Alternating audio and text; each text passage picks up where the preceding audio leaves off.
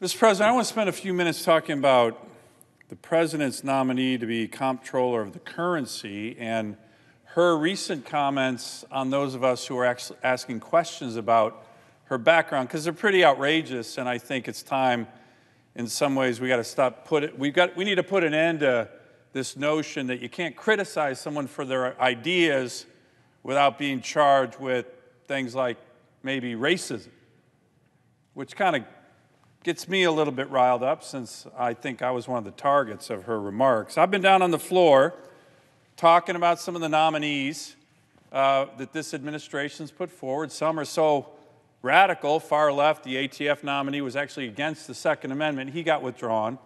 The BLM director was an eco-terrorist. She got voted in. Now she's in charge of 60% of my state. Remarkable. I think a lot of senators are going to reject that vote.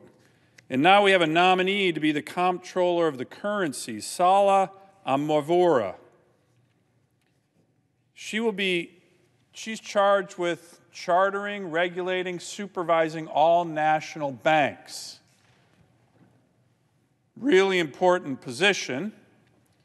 For a capitalist economy in particular, there's a problem, though, Mr. President. It doesn't seem like she much likes banks, or for that matter, the free market, or for that matter, capitalism, or the financial system in America. So senators have been coming down the floor in committee, asking questions, doing our due diligence on this nominee.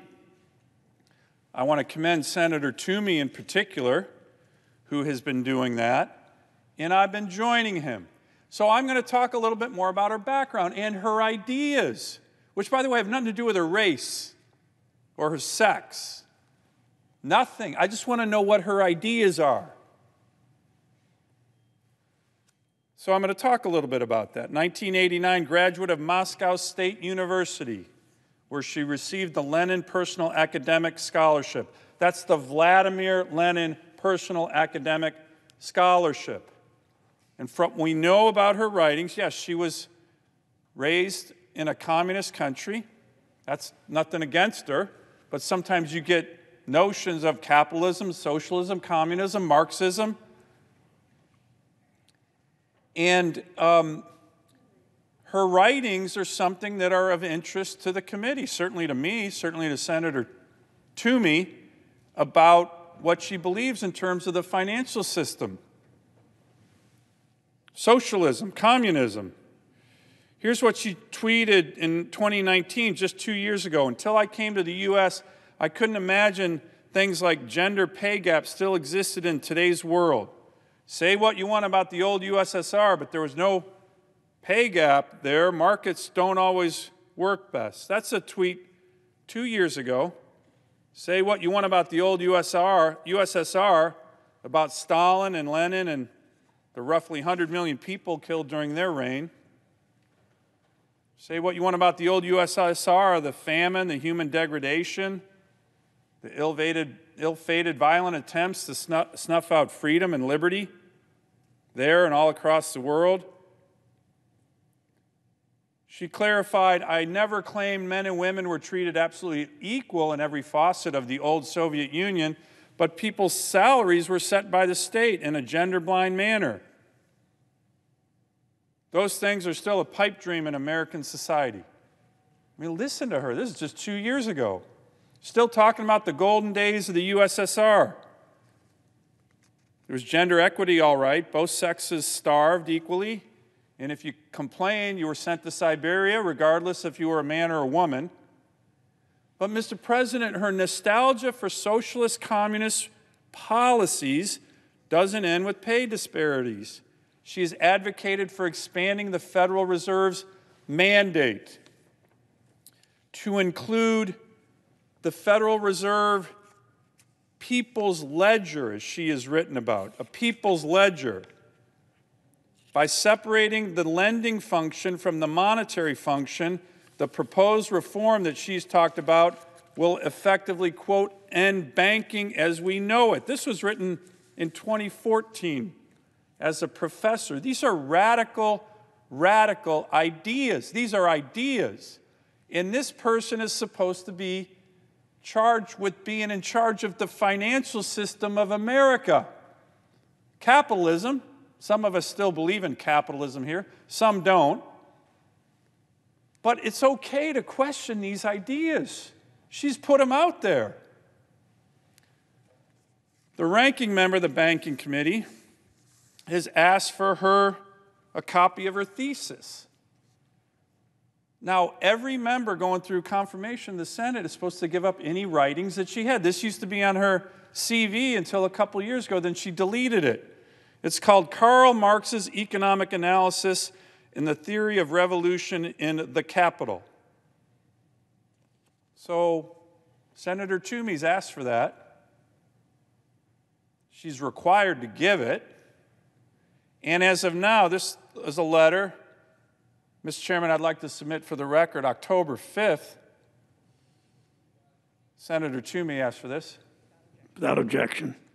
She still hasn't responded and provided it. She's required to. But again, Mr. President, these are ideas. These are her ideas. Very fair for United States senators to ask for these things, to evaluate these things. Do we want someone who doesn't believe in the financial system and capitalism in charge of American banks? I don't. So I'd like to learn more. And so we've been pressing. That's our job. That's our job. So she hasn't responded to Senator Toomey.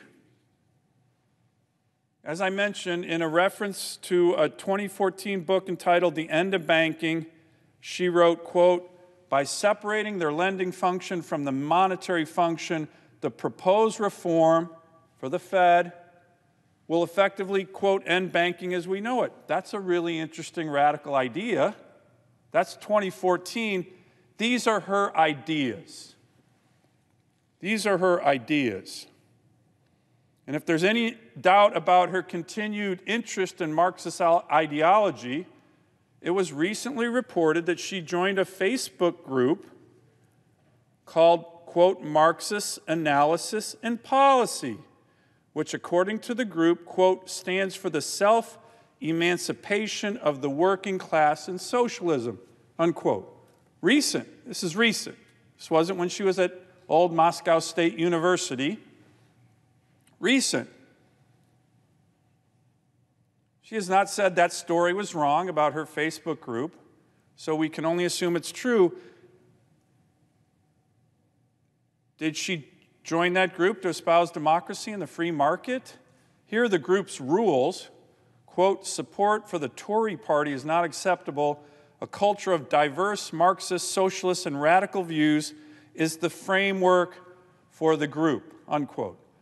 Again, these are ideas, radical ideas, socialist ideas that are coming from the woman who has been nominated by the President of the United States to be in charge of all the banks, the comptroller of the currency. Really important job. So we've been asking about this. We've been asking about this. We want to see her writings. This is completely legitimate. That the American people want the Senate to be doing this, advice and consent. What do you really think? Do you believe in capitalism? Do you believe in banks? You want to end banking as we know it? Well, how is that going to work if you're comptroller of the currency? So we're asking for these things, asking for her thesis. And then, Mr. President, sadly, because I think Americans are finally getting tired of this, she was asked about this Republican criticism. It's legitimate criticism. And the quote was, well, I'm an easy target. This is quoting from her now, an immigrant, a woman, a minority. And asked if she thought of some of the criticism of her that I'm just describing. I'm one of the critics.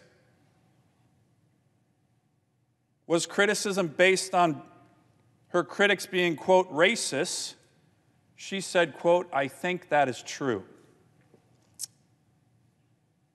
So here's my point, Mr. President.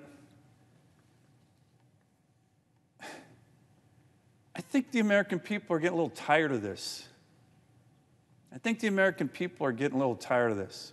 I and other senators have been asking very legitimate questions about this woman's beliefs, about what's in her head, about how would she be the comptroller of the currency. And the response is from her, my critics are, quote, racist.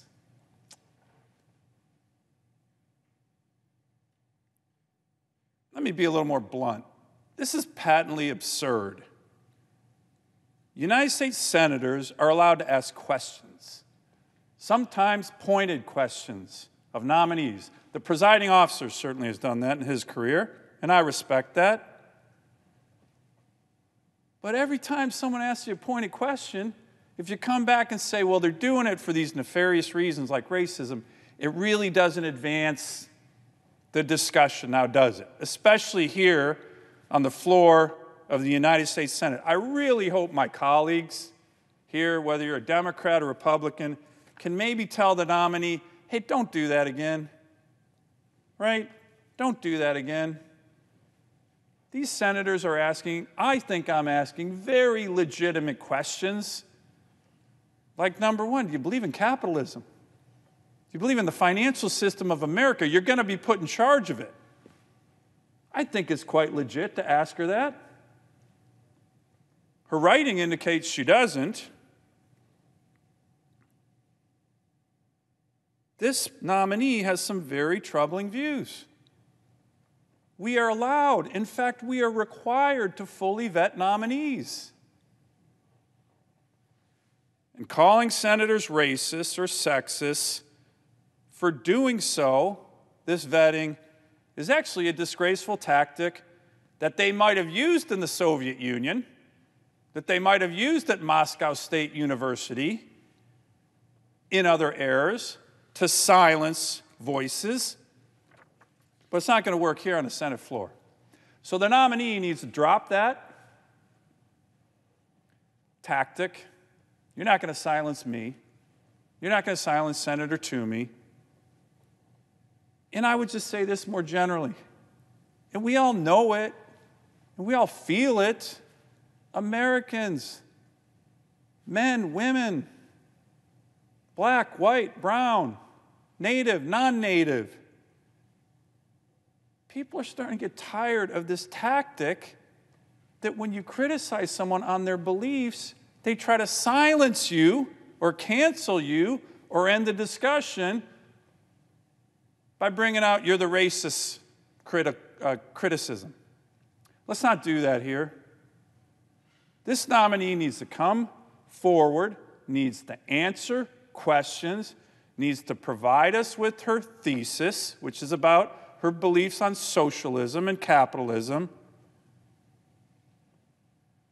And we're going to continue to do our business in the vetting.